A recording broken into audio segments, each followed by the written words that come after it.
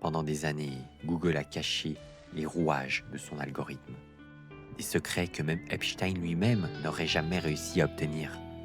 Des techniques secrètes que même Voldemort n'oserait pas utiliser contre Harry Potter. Des hacks que seuls les experts SEO garderaient en secret. Ça, c'est ce qu'on vous fait croire, mais la réalité elle est quand même beaucoup plus simple. La plupart des informations sont données par Google. Il vous suffit juste de suivre. Et le problème, c'est que la majorité des entreprises ne suivent pas ces quelques conseils. Et c'est justement ce qu'on va voir aujourd'hui.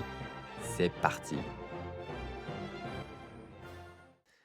J'espère que la petite intro vous a plu. Aujourd'hui, comme vous l'avez compris, on va regarder un petit peu ce qui concerne le SEO local avec la fiche Google My Business, car on est sur un business local. Et donc la fiche Google a un énorme poids, bien plus que le site, sur ce genre de requête locale.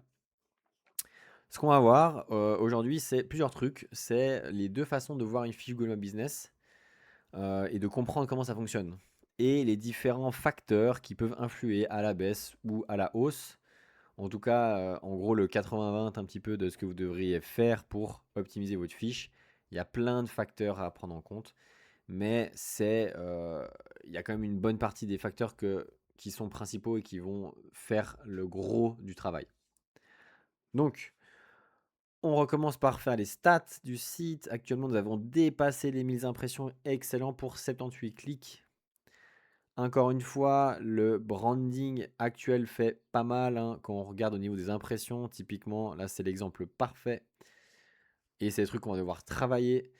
On est sur 180 impressions pour Muay Thai en Thaïlande, parce que je pense que c'est une requête, pas je pense, hein, c'est une requête qui est beaucoup tapée. Il y a plein de sites qui font déjà des articles par rapport à ça. On apparaît et 0 clic, obvious. Par contre, sur une requête comme Wildcat Muay Thai, qui est très spécifique, parce que les gens connaissent, ils ont vu sur Instagram, et ben là, directement, ça pump. On a d'autres trucs qui cliquent un tout petit peu. On a le Wildcat Chiang Mai quand même. On a le Muay Thai Near Me. Donc, on va revenir de qu'est-ce que c'est. Muay Thai Camp Chiang Mai. Et voilà, on a quelques trucs. Ça monte petit à petit, comme d'habitude. On fait avec les moyens du bord. Donc, qu'est-ce qu'on va voir aujourd'hui par rapport à la fiche Google? Il y a un truc qu'il faut que vous sachiez par rapport à cette fiche Google que nous avons là, c'est que elle se trouve à Chiang Mai. Nous sommes d'accord, elle se trouve à Chiang Mai, mais elle ne se trouve pas directement dans le centre-ville. Pour ceux qui ne connaissent pas Chiang Mai, ici c'est la vieille ville, donc c'est un peu le centre névralgique de Chiang Mai. Et ensuite, on a plusieurs quartiers qui sont autour de cette ville. On a Niman, on a, j'ai pas les noms, mais exactement en tête. Ça, c'est l'aéroport pour vous situer. Et ensuite, on a la vieille ville et tous les trucs qui sont un petit peu autour. Et Wildcat, eux, ils se trouvent un petit peu en périphérie, même pas mal en périphérie, dans un district qui s'appelle Hangdong. Et du coup, bah, ça influe sur votre classement. Parce que si je vais regarder ici, Muay Thai, la personne qui va à Chiang Mai, alors non, hop, pas à Genève, à Chiang Mai, ceux qui vont à Chiang Mai, il me fait n'importe quoi, hop, toc, toc, toc, toc, toc, je zoome. Vous voyez qu'il y en a pas mal et ils sont tous assez condensés dans la zone de la ville. Je vais juste désactiver un truc. Hop, je vais même la supprimer. Comme je disais, boum, on a tous les trucs ici. Et donc, on dézoome un petit peu, et ben, on le voit même pas. C'est un gros problème. Non, on va le voir, regardez. Il faut juste faire la recherche dans cette zone. Mais vous voyez qu'il est caché et il est un peu excentré. Et c'est normal du coup que ben, il va moins apparaître. Qu'on regarde surtout les premières, là, elles sont vraiment dans le centre. Ce qu'il faut comprendre par rapport à ça et par rapport à Google, ce qui peut sembler logique pour ceux qui savent, mais pas forcément logique, c'est que Google, il va regarder par rapport à où vous êtes. Si vous êtes au centre-ville de Chiang Mai, eh ben, il va vous proposer des choses qui sont autour de vous. C'est logique. Si vous êtes vers l'aéroport, ils vont peut-être vous donner des trucs qui sont autour de l'aéroport. Et donc ça va changer aussi comment on va gérer, parce que nous, on n'a pas le choix. Il y aurait des techniques secrètes pour créer des fiches Google dans Chiang Mai, mais c'est pas ce qu'on va voir aujourd'hui. Aujourd'hui, on va voir qu'est-ce qu'on va faire pour essayer de contrer un peu ça. Donc j'ai dit, il y a deux cas de figure pour les recherches. Il y a la personne qui va taper Muay Thai et qui est déjà à Chiang Mai. Et là, on peut rien faire contre parce que c'est par rapport à la fiche Google, par rapport à où on se trouve. Et donc la proximité fait beaucoup. Et la deuxième, c'est la personne va venir. Donc elle est aux US, elle est en Suisse, elle est à Paris, peu importe, et elle va chercher un camp à Muay Thai. Et ça, on peut jouer dessus parce qu'il n'y a pas de proximité dessus vu qu'elle cherche à Chiang Mai. Et Wildcat, c'est bien Chiang Mai, même si c'est pas dans le centre-ville. Donc là, le site, il a plus d'importance que la fiche Google. Et donc, on va pouvoir jouer là-dessus. Ça, c'était le premier truc. Yo, je suis le John du futur, je suis en train de faire le montage de la vidéo. J'aimerais juste vous demander si vous pouvez laisser un petit like, un petit commentaire en dessous de la vidéo, ça me ferait extrêmement plaisir. C'est fini, on repart sur la vidéo. Le deuxième truc, c'est comment Google, lui, il va classer une fiche. Le but, là, c'est pas de voir en détail, parce qu'il y a plein d'informations qui existent déjà sur Internet. Moi, je vais vous donner un lien qui est très cool et que j'utilise et que je vais me servir pour aujourd'hui. Mais il y a des trucs principaux à savoir sur comment Google il va classer une fiche et qu'est-ce qui est important, qu'est-ce qu'il ne faut pas oublier pour que votre fiche soit pertinente. Les 3 points, c'est la pertinence. Donc, est-ce que ça correspond à ce que je recherche? N'oubliez pas, Google à la base, c'est on aimerait donner à l'utilisateur l'information qu'il recherche le plus succinctement possible, le plus rapidement possible. Donc, la pertinence de la réponse reste très très important. La distance, c'est ce que j'ai dit, par rapport à où vous vous situez, où vous êtes, eh ben, ça ne va pas vous donner les mêmes informations. Parce qu'une personne qui cherche un coiffeur et on vous donne un coiffeur qui a 1 heure, alors qu'il y en a un à 5 minutes, ça ne va pas. Et la notoriété, évidemment, si vous avez qu'un truc ultra connu, eh ben, vous aurez un avantage sur vos concurrents, même si peut-être la distance peut jouer. Un très bon restaurant, un excellent restaurant qui a 2 km, eh ben, je vais peut-être le préférer à un restaurant pas ouf qui a 500 mètres. Il n'y a jamais eu de proportion par rapport à ces stats, mais bon, en gros, on sait que ces trucs-là, c'est ce qui est important. Maintenant, on va voir plus en détail un petit peu comment améliorer ces différents trucs-là et qu'est-ce qu'on va pouvoir faire par rapport à la fiche Google en elle-même. L'information que je me suis basé, donc le document un peu que je me suis basé pour faire l'épisode là et que je me base un peu pour tout, c'est ce magnifique rapport qui est très complet, qui est fait par Whitespark et chaque année en fait ils vont mettre à jour par rapport à plein de stats. Ce qui est cool par rapport à ça, c'est que bon déjà ils font de la data, ils font des tests et ils ont une petite section que j'aime beaucoup qui est les contributeurs experts. Alors pas celui-là, les experts QA. Et en gros, on va poser une question. What are some way you are using AI? Bon, je vais pas vous faire la traduction, mais ils font une question et ensuite chacun de ces experts qui travaillent évidemment dans le domaine, hein, ou pas forcément, mais qui a un intérêt à documenter et puis à donner son avis, et ben chaque personne va donner son avis. Et c'est cool parce que ça permet de prendre du recul sur les différents facteurs justement. Ah, il faut optimiser ce truc-là, il faut optimiser les avis, il faut optimiser les backlinks. Toutes ces choses-là, bah, en gros, on a un peu un recul dessus et on peut avoir plein de perceptions, de perspectives différentes. Et comme vous voyez, bah, on a beaucoup de data. Ça, encore une fois, vous pouvez tout récupérer, le donner à votre IA pour qu'elle traite, pour qu'elle fasse des rapports un peu condensés pour améliorer vos skills, pour vous donner un maximum d'informations sur comment vous devriez faire. Les facteurs, il y en a plein, plein, plein, plein, plein. Moi, j'en ai gardé 4 qui vont faire beaucoup. Encore une fois, on cherche le 80-20. Si on veut optimiser à fond, eh ben, il y a des services qui vous permettent, il y a des freelances qui vous permettent de faire ça, peu importe, il y a des agences qui vous gèrent votre fiche. Moi, je peux le faire également si ça peut intéresser, mais si vous êtes tout seul ou alors si c'est pas votre spécialité et que vous faites quand même des sites pour des clients et que vous avez envie de donner de la valeur par rapport à la fiche Google My Business si c'est un service local, et ben on va voir ici quels sont les trucs principaux vous pourrez facilement changer, facilement mettre à jour et qui vont déjà faire une bonne partie du travail. La première, évidemment, c'est la catégorie principale. Je pense que je dis des choses que tout le monde connaît, mais c'est pas grave. Il faut faire des rappels. Et donc la catégorie principale, où elle est? Elle est là, celle de boxe thaïlandaise. Je suis perdu.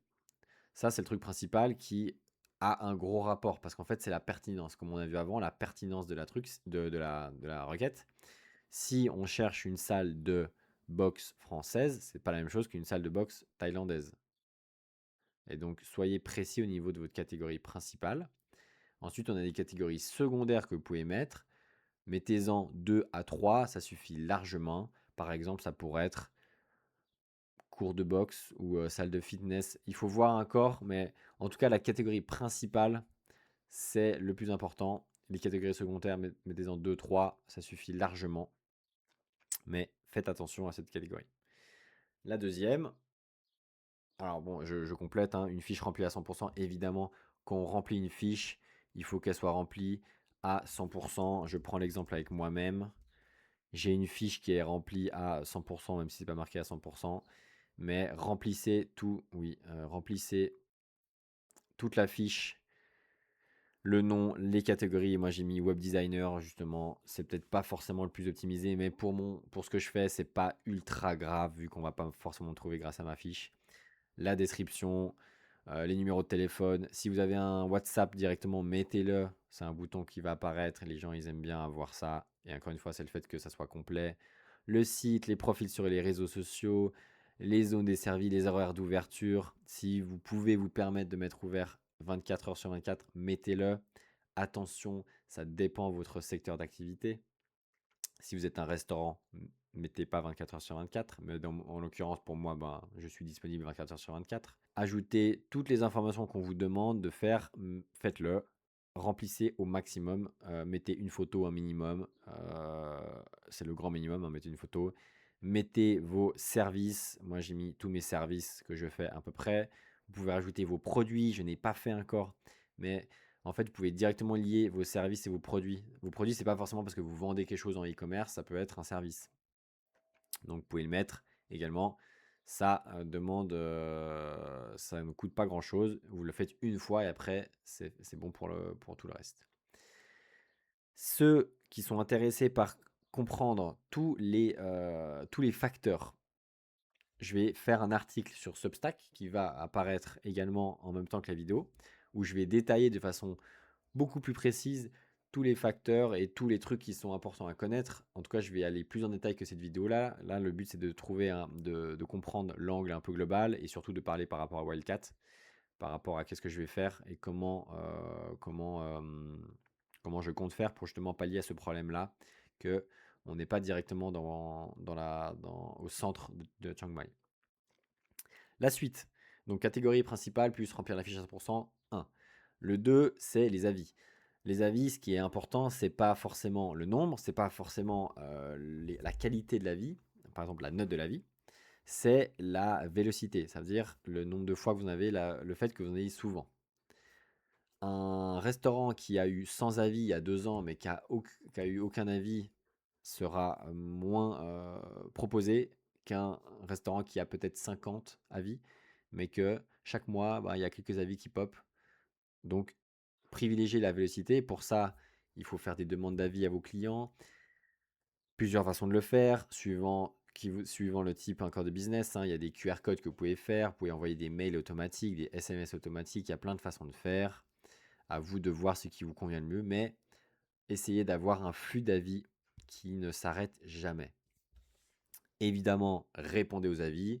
Évidemment, essayez de répondre aux avis de façon concrète, de façon intelligente. Ça veut dire que vous pouvez inclure des mots qui font partie du champ sémantique de votre domaine. Essayez d'enrichir votre avis au maximum pour que ça donne des informations également un petit peu.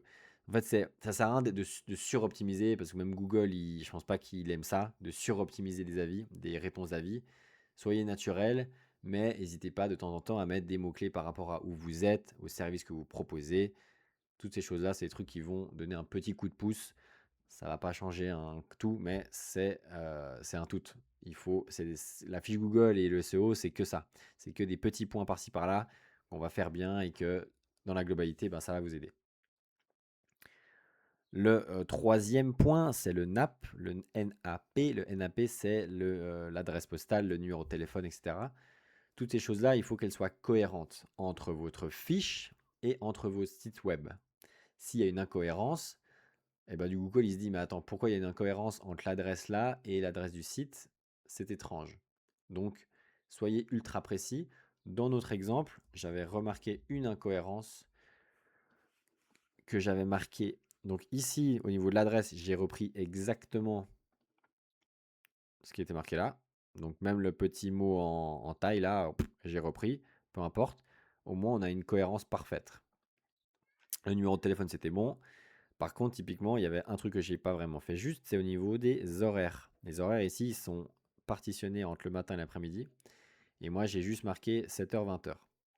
Donc même si je pense que Google fait le lien entre... Ah bon, en plus, je me suis trompé. Parfait. Exemple, faites attention, hein, vérifiez toujours. Les horaires, c'est ça. Et ben, mettez exactement ces horaires-là dans les heures ici. Il me semble que j'ai mis un autre endroit, mais mettez-le partout sur le site. Encore très important. Si sur un bout du site, vous avez... Là, j'ai fait juste. Si sur cette page-là, eh ben, j'ai des bonnes informations, mais par contre, sur la page de contact, eh ben, j'ai pas les mêmes informations. Incohérence, pas bien. Jonathan, pas bien ce que tu as fait là, pas bien. Donc, faites bien attention à ce que toutes vos informations qui sont sur votre fiche Google soient cohérentes par rapport à ce que vous marquez sur votre site. Et quand je dis faites bien attention, c'est faites bien attention exactement. C'est-à-dire que même s'il y a des... Si par exemple là, j'avais pas mis... j'avais oublié un truc, peu importe, hein, j'avais pas mis les deux points sur le i, c'est une incohérence. Bon, peut-être celui-là, il est OK, hein, mais il y a des adresses, des fois, ça va marquer 7 chemin des patates. Et bien, si le chemin, vous le marquez CH point pour faire l'abréviation, et que sur votre site, c'est marqué chemin au global, et ben, c'est pas cohérent. Donc vraiment, faites bien attention à ce que toutes les informations soient cohérentes entre votre fiche et votre site web. Petit tips également, au niveau du site web. Alors là, il y a le site ou pas? Parce que vu que j'ai pas encore l'accès, moi je lui ai dit oui, je lui ai dit de rajouter le site. Là, le lien du site web, essayez de le faire pas sur la home page. Parce que la home page, c'est pas, ça représente pas l'établissement. Là, quand on arrive sur la fiche My Business, on s'attend à voir une salle de boxe thaïlandaise. Et quand on clique du coup, et ben là, on tombe sur la page d'accueil qui, alors oui, ça parle un petit peu, mais ça parle pas exactement de la salle de boxe. Donc le mieux dans ce cas-là, et je ne l'ai pas fait, c'est de faire une page qui va parler de l'établissement que vous avez. Là, ça pourrait être peut-être celui-là, ce qui serait peut-être plus adapté. Mais le mieux, c'est d'avoir une page qui serait Our Place, donc notre établissement, et où directement vous donnez toutes les informations et vous montrez l'établissement en réel, donc avec des photos. Et comme ça, il y a de la cohérence entre, OK, fiche Google, boum, je clique sur le site, hop, j'arrive sur quoi? Bah, j'arrive sur directement la salle de boxe qui est présentée sur la fiche Google. Tout bête, mais ça vous coûte rien de le faire, surtout que ça va donner de la force un peu à une autre page qui ne sera pas la page principale. La page principale, elle a assez de force parce que c'est la première qui va tomber sur Google la plupart du temps. Donc autant donner un peu de force à une autre page de votre site. Et on va continuer. Donc NAP, le flux d'avis, la catégorie principale et l'engagement. L'engagement, c'est, eh ben, il faut que votre fiche Google elle soit active. Elle soit active, oui. Ça veut dire qu'il faut mettre des photos, mettre des posts. On a une option sur Google My Business pour mettre des posts. Un post par semaine, ça suffit largement, ça sert à rien de faire plus. Des posts, ça peut être des trucs, d'actualité, ça pourrait être de la présentation de cours, ça pourrait être des codes promo, par exemple, de dire: «Ah ben, aujourd'hui, on fait une séance offerte». Il y a plein de façons de faire, vous pouvez un peu répéter, c'est pas très, très grave, mais ça vous donne juste une activité en plus sur la fiche. C'est pas ça qui va faire la différence, mais faites-le, c'est très facile à faire. Vous pouvez même programmer les posts, donc vous prenez, au début, vous préparez pour 3 mois, vous faites un par semaine, ça en fait 12 à préparer, c'est rapidement fait. Vous pouvez en plus linker pour chaque poste, vous pouvez linker sur des pages spécifiques, donc ça peut également vous donner un peu de force et de rediriger au bon endroit. Je vous redonne l'exemple encore sur ma fiche. Là, moi, les posts que j'ai faits, bon, j'ai arrêté d'en faire, le dernier, c'était en 2026, le 26 juin. Mais sur chaque post, typiquement, ben, paf, là, ta catégorie principale. Ta catégorie principale, Google décide de ta visibilité sur Maps, mal choisi, tu restes invisible, paf, en savoir plus. Ça redirige directement sur mon site web, sur l'article en question. Si un jour quelqu'un tombe dessus, eh ben, c'est cool. Encore une fois, suivant le type de service, typiquement pour moi qui fais du service, comme ça, c'est pas forcément très pertinent de le faire. Mais bon, j'avais testé de le faire au départ. Mais pour des restaurants, pour tous ces trucs-là, faites-le un max, c'est cool, ça vous permet d'être actif un max.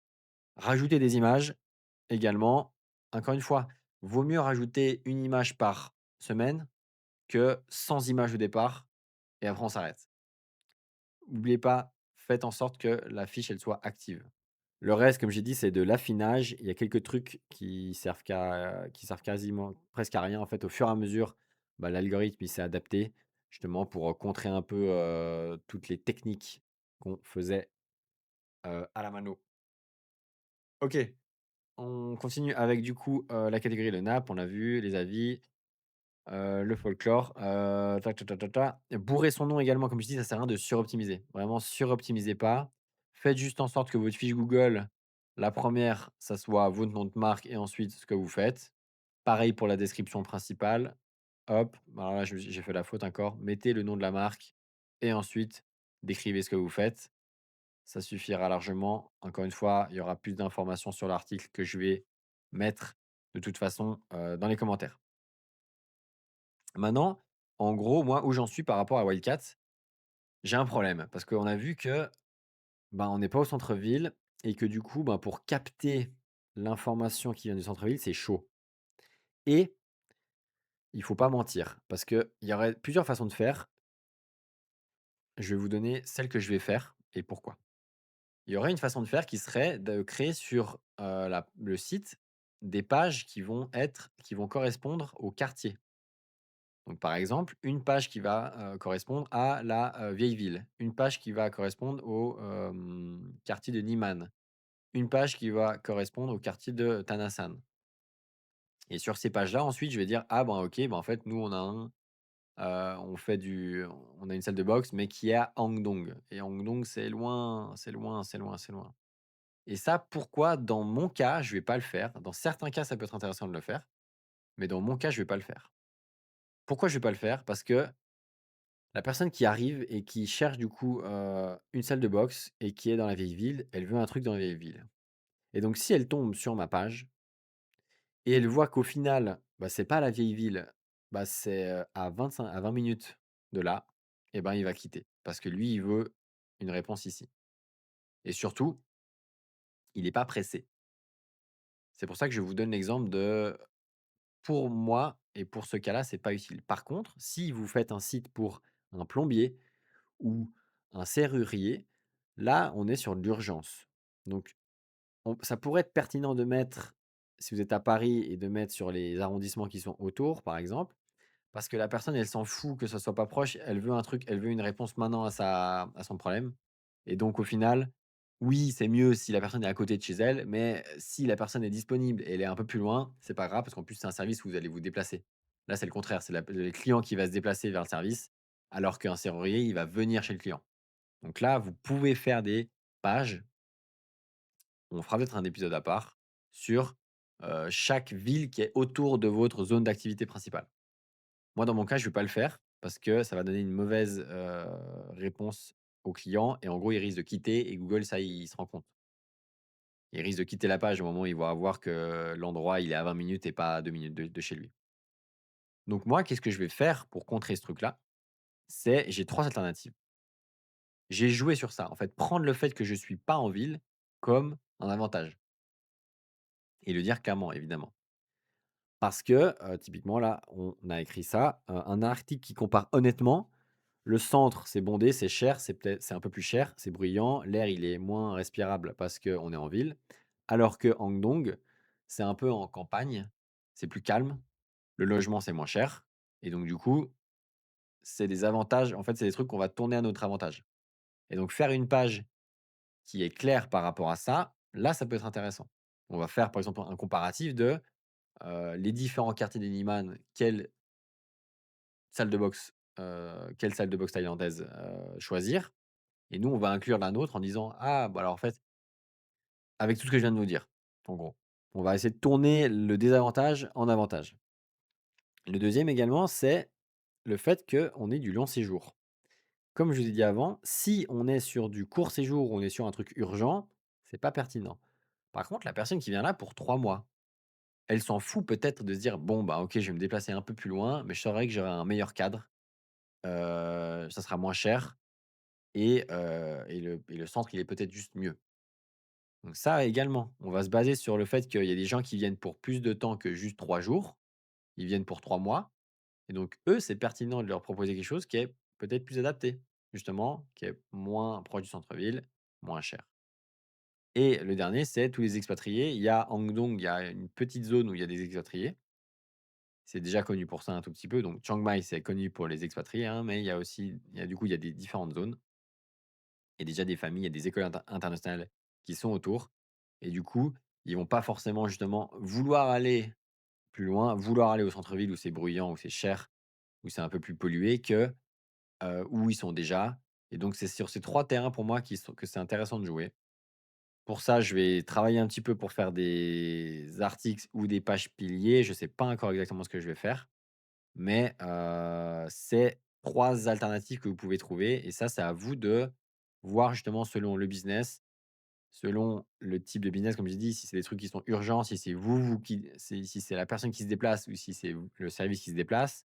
Un plombier, il se déplace, une piscine, bah, elle se déplace pas, et et voilà. Je vous ai fait un petit peu tout ce truc-là, en fait, de par rapport où on était, parce que moi, c'était important, clairement.